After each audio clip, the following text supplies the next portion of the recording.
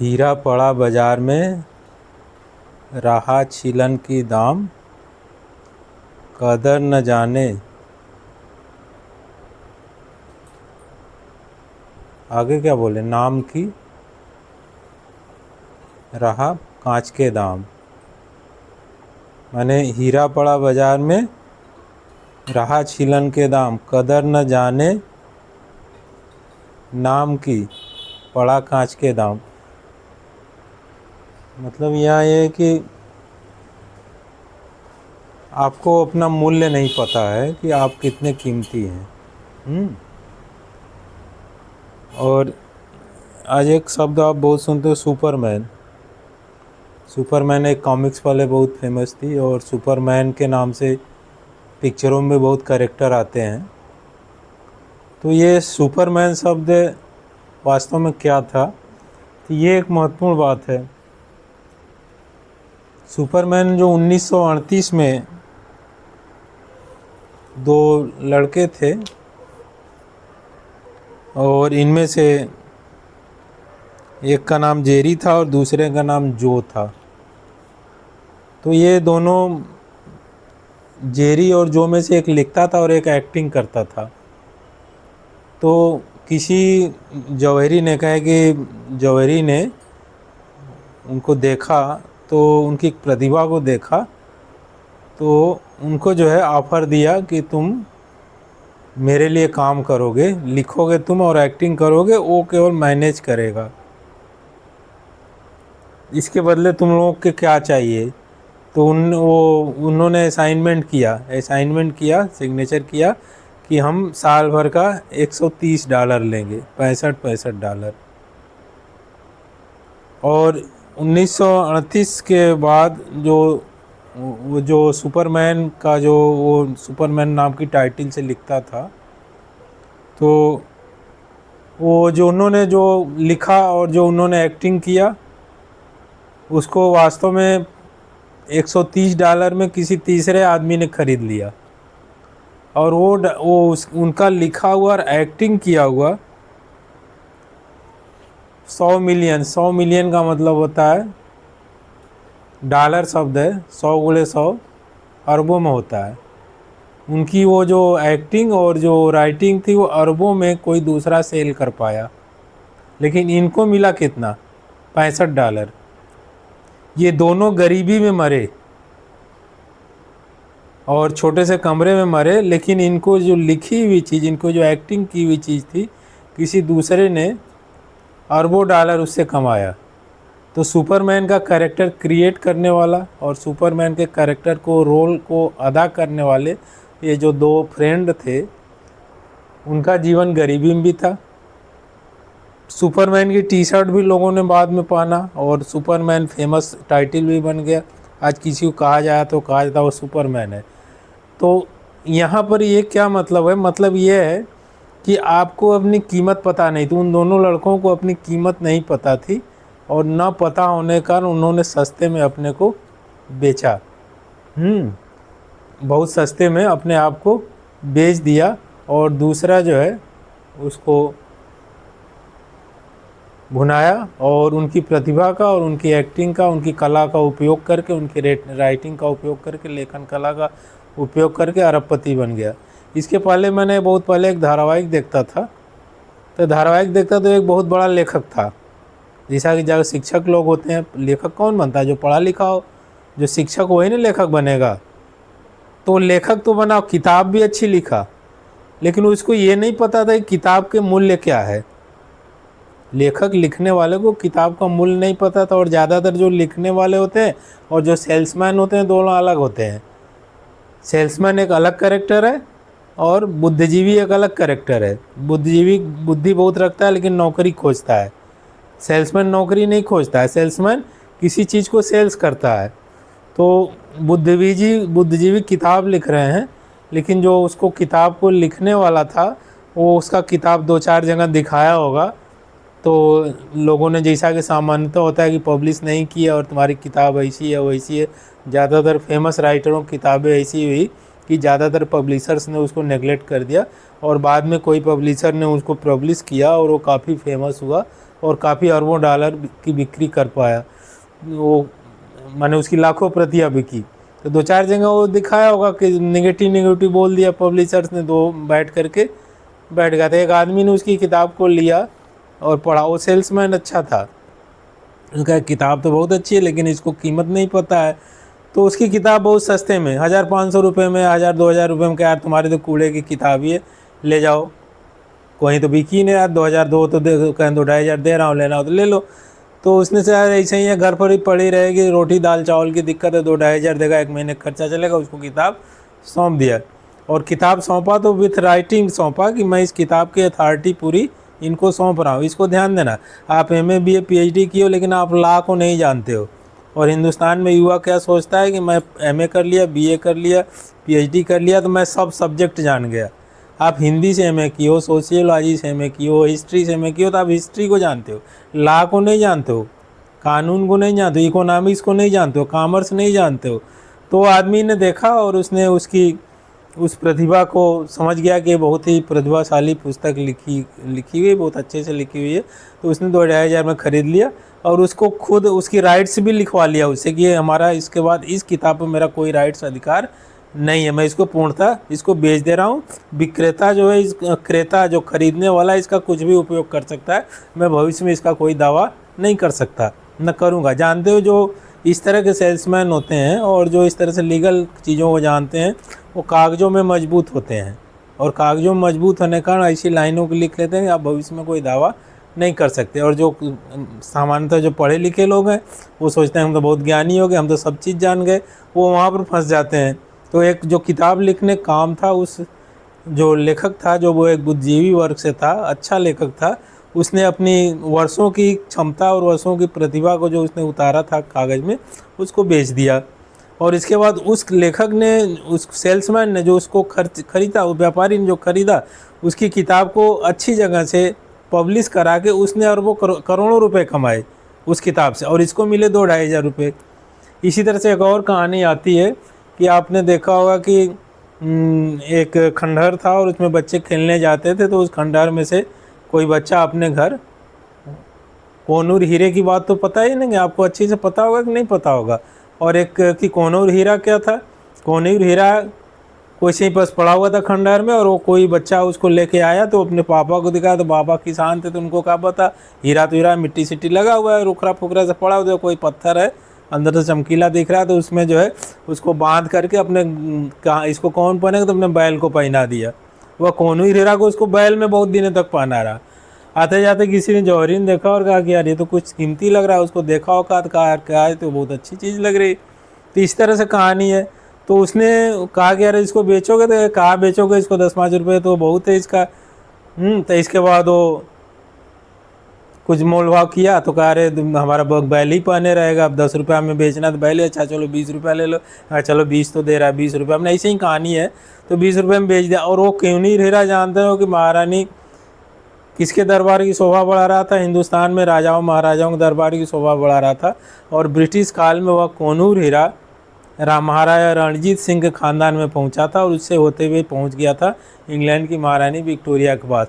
और इसके बाद वह कोनूर हीरा इतना विख्यात हुआ कि उससे बड़ा हीरा इतिहास में या पूर्व काल में और आज तक कभी खोजा नहीं गया पृथ्वी पर। तो उस हीरे की जो अरबों रुपए का, अरबों डॉलर का हीरा था, वो बैल के गले में घूम रहा था और उस किसान को पता नहीं था। और एक और कहानी थी कि वो सोने का कटोरा उसके घर में पड़ा हुआ था, पुराने ज़माने से वो पड़ा हुआ था, तो गर्दा पर्दा पड़ा होगा, वैसे ही गंदा गंदा पड़ा रहता था, बाहर फेंका रहता था, कुत्ता उसमें खाना खाते थे। वो एक वो गांव में आते थे पहले जो है ना, सोना वोना वाले आते तो देखा था का, तो कहा कि यार ये कटोरा पड़ा हुआ है, तो क्या इसको दे दो, कुछ दे देगा। तो दिखाए उखाए तो उसने कहा, वो कहानी हम लोगों ने 6 वगैरह में पढ़ी है कि वो कहा कितना दोगे, माता जी वो 5 रुपया दे देंगे। क्या 5 तो बहुत कम है, अरे तो फेंक दिया। जान रहा है कि सोने का कटोरा है लेकिन वो चाह रहा था कि 1 रुपया में दे दे, वो फेंक दिया, उसको फेंक दिया। तो इसके बाद कह रहे 5 रुपया तो बहुत मांग रही हो, तो उसने तो छोड़ो यार, कुत्ता ही खा रहा है, इसमें रहने तो 5 रुपया हम नहीं देंगे। तो वो थोड़ा उस तरह तो चला गया वहाँ से। वो चला गया कि मैं होता ना कि मैं चला जाऊँगा, कुछ दूर जाऊँगा तो फिर आऊँगा तो दे ही देगा, 5 रुपये की जगह 6 रुपये हम दे देगा। और उस बाई खास उसका एक दूसरा दोस्त भी था, उसी गांव में घूम रहा था, तो वो भी पहुंच गया था, यार ये देख लो तुम्हारा एक आया था, वो भी खरीद रहा था, 5 रुपये दे, तुम कितने दोगे। तो वो थोड़ा सा ईमानदार टाइप का था, तो उसने क्या किया कि कटोरे को देखा होगा तो कहा कि माता जी आपका ये तो कटोरा सोने का है, तो बहुत कीमती है, मेरे पास तो इतना है ही नहीं। तो उसने कहा कि यार तुम तो ईमानदारी से बता दिए कि ये सोने का, मैं तो पता भी नहीं था कि सोने का है। वो 5 रुपये तो जो तुम्हें देना हो, तुम इतने ईमानदार हो, जो देना हो वो दे दो, ले जाओ, तुम्हारी ईमानदारी से हम बहुत खुश हैं कि तुम भी चाहते थे 6 रुपये दे करके ले जा सकते, तो मैं उससे 6 रुपये तो मांग ही रही थी, नहीं दिया, बल्कि 3 रुपया दे के भाग रहा था वो। तो अच्छा उसने कहा अगर ठीक हमारे पास जो भी है, उसके पास जो भी मुद्रा उद्रा थी सब दे करके कटोरा ले करके चला गया कि मेरे पास यही है, मैं इससे ज़्यादा तो है ही नहीं, तो दे ही नहीं सकता। वो ज़माना था, नेटवर्किंग का ज़माना नहीं था, सोशल मीडिया का ज़माना नहीं था, मोबाइल का ज़माना नहीं था। तब जब वो गया और नदी किनारे अपने कुछ दूर निकल गया, तो उसका जो पहला वाला जो था वो सोचा कटोरा तो पड़ा होगा, वो फिर आया उस बुढ़ी के पास, कहा वो कटोरा दे दो, 3 रुपये दे रहे थे 4 रुपये दे देंगे, तो तुम्हारा साथी ले गया। अरे तो उसका तो चुंडी खड़ा हो गया, वो तो सोने का कटोरा लेके चला गया, कौन ले गया, वो गया किधर गया, इधर गया।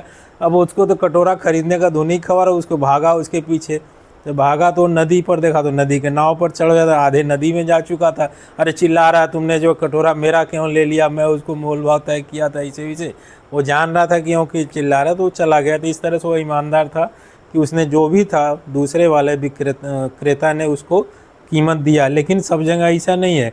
तो आपको इसी चीज़ को कह रहा है कि जो और जेरी जो एक सुपरमैन का किरदार निभाने वाले थे, उनका जीवन क्या था, उनका जीवन इस तरह से बीता कि उनके एक्टिंग से और उनके राइटिंग से दूसरे ने लाखों करोड़ों अरबों कमाए और उन्होंने ऐश किया। किताब लिखने वाला जो लेखक था 2-2.5 हमने किताब बेचा, और उससे उस किताब को सेल्स करने वाला जो दूसरा बंदा था जो चालाक था, उसने करोड़ों कमाए। और इसके बाद उस कटोरे की बात देख लो, तो कटोरे तो ईमानदार मिल गया, कुछ दे गया, नहीं तो वो भी तो फ्री में ही 5 की जगह 6 रुपये में दे देता। तो इस तरह से आपका कीमत कुछ भी हो, लेकिन आप यदि अपनी कीमत को नहीं समझ रहे हैं तो आप जीवन में आप वहीं रहेंगे जहाँ पर रह जाते हैं। कहें कि यदि कहते हैं कि आप यदि जौहरी नहीं है तो हीरे का कीमत नहीं समझ सकते। हीरे की पहचान कौन करता है?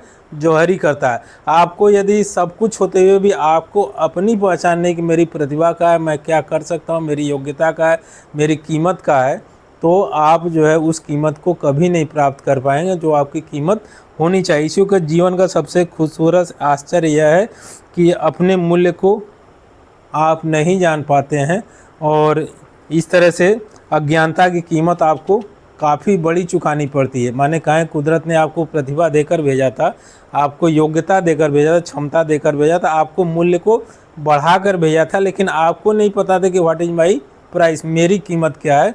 तो इस तरह से उस अज्ञानता की कीमत उसको बहुत ज़्यादा चुकानी पड़ती है। और इस तरह से आपको क्या करना है कि आपको ना तो उस लेखक की तरह से बनना है, आपकी योग्यता है तो आप अपनी प्रतिभा को समझाइए, अपने मूल्य को भी पहचानिए। प्रतिभा को जानना, अपनी बुद्धि को जानना अलग बात है, और अपने मूल्य को जानना अलग बात है। और इसके बाद अपनी अज्ञानता के कारण आपको जो कुदरत ने, इस प्रकृति ने, इस भगवान ने जो क्षमता दी है उसको समझने का प्रयास किया। आपको पता है कि बहुत से एक वैज्ञानिक का नाम लीजिए कि कितने लोग जानते हैं ग्राहम बेल का नाम। ग्राहम बेल जो बहुत से इन्वेंशन किया हुआ है, उसको बस स्कूल में पढ़ाया जाता है। न्यूटन का नाम भी बहुत जानते हैं। और बल्ब का आविष्कार किसने किया था? एडिसन। बल्ब का आविष्कार किसने किया था? स्कूलों में क्या पढ़ाया जाता है? बल्ब का आविष्कार किसने किया था? एडिसन। लेकिन ये नहीं बताया जाता कि एडिसन बल्ब के आविष्कार करने के साथ साथ वो करोड़पति अरबपति भी बना था। आप बल्ब का आविष्कार, एक अच्छा इन्वेंशन आप कर देंगे तो आपको पता नहीं होगा कि हम इन्वेंशन को हम कहाँ सेल करें, कहाँ बेचें, इसकी क्या कीमत है या क्या कीमत वसूल कर सकता हूँ दुनिया से। तो एडिसन जिसने स्कूल में तो ये पढ़ाया जाता है, उसका एक कैरेक्टर पढ़ाया जाता है कि इसने बल्ब का आविष्कार किया, लेकिन ये नहीं पढ़ाया जाता कि एडिसन ने उस आविष्कार के बाद जो भी आविष्कार किया और बल्ब की आविष्कार के साथ ही साथ उस आविष्कार को सेल भी कर पाया। और सेल करने के बाद एडिसन दुनिया का एक बहुत रिचेस्ट पर्सन था, बहुत धनी आदमी हो गया था। और लेकिन स्कूल में ये नहीं पढ़ाया जाता कि एडिसन बहुत धनी आदमी भी था अपने इन्वेंशन के कारण। ये पढ़ाया जाता कि उसने आविष्कार किया। तो आप यही पढ़ लेते हो कि आविष्कार किया, लेकिन ये जान जाओ दुनिया केवल गरीबी से नहीं चलती, आपका जीवन आर्थिक पहलुओं के आधार पर चलता है।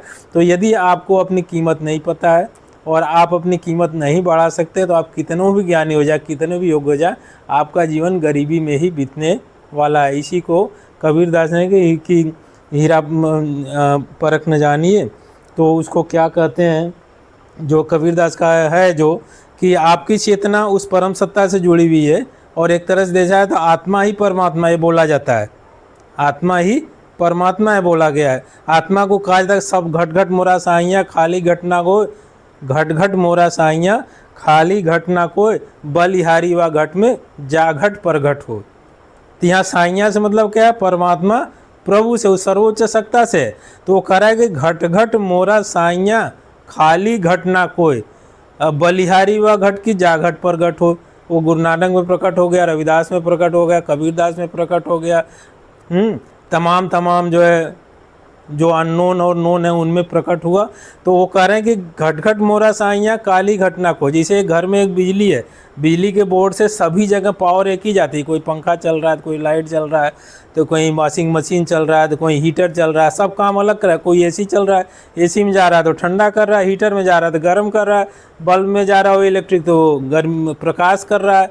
तो वो जो हीटर है, जो स्रोत, आप घट घट मोरा साइयाँ खाली घटना को, तो जो भी शरीर, घट माने यहाँ से शरीर से, जो भी घट है, जो भी शरीर है, सब में उसी परमात्मा का वास है, एक ही सत्ता से वो जुड़ा हुआ है। तो घट घट मोरा साइयाँ खाली घटना खोय, बलिहारी व घट की जा घट प्रगट हो। जिस घट में वो प्रकट हो गया, तो आपकी क्षमता से आप में वह परम सत्ता को प्रकट करने की क्षमता है। तो वही कहें कि हम तो कहें कि बहुत धनी थे, अगर उस साइयाँ के हिसाब से, तो परमात्मा के हिसाब से देखा जाए कि वो परमात्मा यदि आपके घट में जुड़ा हुआ है, तो आप तो उस परम सत्ता से जुड़े हुए हैं। घट घट मोरा साइयाँ खाली घटना को, तो अगर उस परम सत्ता से जुड़े हुए आप हैं, कहें कि रेडियो स्टेशन होता है और उसके बाद पहले तो एक रेडियो स्टेशन होता है प्रसारण केंद्र, तो वहाँ से एक चीज़ प्रसारित होता था, तो क्या होता था, सबके रेडियो में वो बजता था। प्रसारण केंद्र तो एक ही था, बजता था सबके स्टेशन में, सबके रेडियो में, सबका रेडियो अलग अलग भले ही था लेकिन बजता था यही से। तो यहाँ पर वही कहा जा रहा है कि सब घट घट मोरा साइयाँ खाली घटना को, सब में वही है सत्ता, वही विराजमान है। इसीलिए जो संत पुरुष होते हैं, जो आत्मज्ञानी पुरुष होते हैं, जो अपने क्षमता को पहचान गए पुरुष होते हैं, वो किसी से द्वेष नहीं रखते, किसी से बुराई नहीं रखते, किसी के प्रति गंदी विचार नहीं रखते, और सबके प्रति प्रेम भाव रखते हैं, क्योंकि जानते हैं कि घट घट मोरा साइयाँ खाली घटना को, तो सब में वही परम सत्ता है। वो इस बात को देख लेते हैं, तो फिर वो जानते हैं कि ये तो सब में एक ही बोल रहा है, बस शरीर अलग अलग है। तो वो शरीर अलग अलग हो कारण तो कोई गरीब नहीं है, सब उसी सत्ता के जुड़े होने के कारण सब एकदम ही धनी है, एकदम उस परमात्मा। अगर कहें कि एक ही धनी है, कौन, परमात्मा, तो सभी धनी है। लेकिन जो है अपनी भूल करके, अपनी क्षमता को, अपनी उस कहें कि लोग एक नाम दे दिए माया, कि वो उसके कारण वो अपने को भूल गया है कि वह कौन है। और जब नहीं जान पाता है तो वो अपने को गरीब मान लेता है, गिरा हुआ मान लेता है, बेकार मान लेता है। नहीं तो वो कहा कि आत्मज्ञान बिना सब झूठा, क्या मथुरा क्या काशी, घर में रखी वस्तु नहीं सूझे, बाहर देखन जाके। तो वही जो ज्ञान है, वो ज्ञान, आत्मज्ञान में उस सत्ता से जुड़े हुए होने के ज्ञान की अनुभूति हो जाना।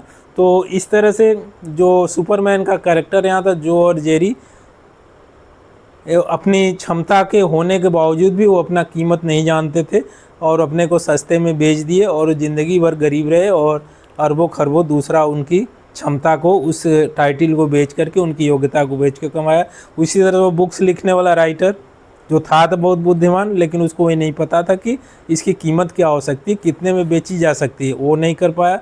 और इसके बाद वो कटोरा वाला तो भगवान ही था, जो दूसरा सेल्समैन, उसको दे पाया कीमत, नहीं तो वो भी चाहता था 5 रुपये की जगह 6 रुपये दे के लेके चला जाता। लेकिन वो थोड़ा सा कहें कि सहृदय था, सच्चा दिल से था, कि उस जो बूढ़ी औरत थी उसको वो जो भी था वो दिया और बोला कि इतने ही में दे सकता, इस कटोरे की कीमत देने की क्षमता हमारे पास नहीं है, ये सोने का कटोरा है, लेकिन मेरे पास जो है सो दे सकता हूँ, देकर चला गया। नहीं तो पहला वाला सेल्समैन चाहता तो 3 रुपये का और लालच नहीं कर, 3 रुपये की जगह 4 रुपये और दे देता, तो उसको तो चला जाता उसके साथ, वो बुढ़िया गरीब का गरीब ही रह जाती। तो इस तरह से इसी चीज़ को कहा जा रहा है कि आपको अपनी कीमत का पता नहीं है, और यदि कीमत का पता हो जाए तब आपको ये पता हो जाए कि हमारी एक वैल्यू है, हमारा एक कीमत है।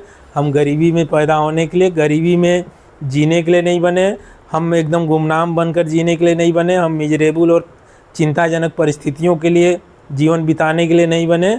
हम एक वैल्यूएबल है, और इस वैल्यू हमारी एक अपनी योग्यता है, हमारी एक अपनी कीमत है, और उस कीमत या उस योग्यता को हमें दुनिया में यदि हमें बेचना ही है तो जे और जोरी की तरह से नहीं कि $130 में अपनी पूरी क्षमता और योग्यता को बेच दिया, और खरीदने वाला करोड़ों कमाया, उसने ऐश किया, और ये $65 और $65 दोनों दोस्त लेकर के पूरी ज़िंदगी गरीबी में बिताए। और वो एक असाइनमेंट भी कर दिए कि दूसरे के साथ करना भी नहीं है आपको, तो करते भी रहे उसके साथ, और $65 लेकर के हर साल वो अपनी ज़िंदगी को गंवाते रहे और अपनी प्रतिभा को बहुत सस्ते में बेचते रहे। तो आप फक्र करिए, आप अपने को महसूस करिए कि वी आर वैल्यूएबल, हम कीमती हैं, और हम कीमती होने के साथ साथ हम अपनी कीमत को आगे और इनरीच करेंगे, अपनी कीमत को आगे और बढ़ाएंगे, जिसके कारण कि संसार में हमारी जो उचित कीमत है उस संसार को हम दे, उस उचित कीमत पर यदि बेचना हो तो हम संसार को अपनी उचित कीमत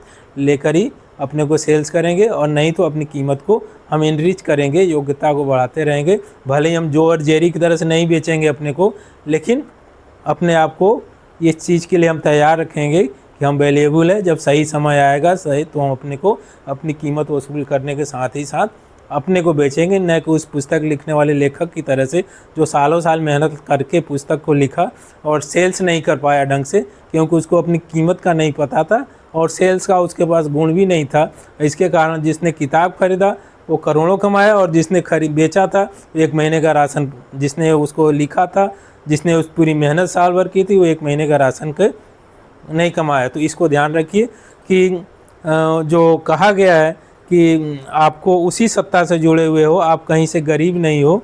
जो संतों ने कहा है कि घट घट मोरा साइयाँ, खाली घट ना कोई, बलिहारी व घट की जा घट प्रगट हो। तो हम यदि उसी सत्ता से जुड़े हुए हैं, हम भले ही हमारे में प्रकट नहीं है, लेकिन ये तो सत्य है कि मैं उसी सत्ता से जुड़ा हुआ हूँ। जब उसी सत्ता से जुड़ा हुआ हूँ, मैं उसी परम सत्ता का एक पार्ट हूँ, उससे ही मैं अटैच्ड हूँ, तो हम गरीब कहाँ से, हम गरीब कहीं से नहीं है। तो इस हीनता को त्यागिए। We are not poor in any way, हम उस परम सत्ता के ही अंश हैं, और इसके कारण हमारी कीमत उतनी है जितनी कीमत उस परम सत्ता से जुड़े होने के कारण मेरी होनी चाहिए। प्रेम से बोलो सद्गुरुदेव भगवान की जय।